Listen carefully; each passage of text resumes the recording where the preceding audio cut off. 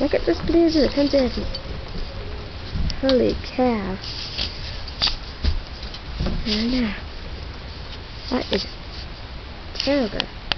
Look at that. This is actually a blizzard. We had 60-mile-degree winds today as well. And it's 2 days before Thanksgiving 2010. Cars. Holy crap. About 10 minutes ago we were not covered. And it's freezing out here. It's going to be 7 degrees tonight and 16 tomorrow. Or 17, I can't remember.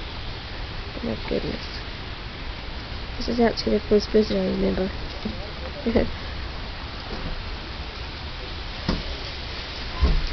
Oh dear, you guys like the cold and blizzard, huh?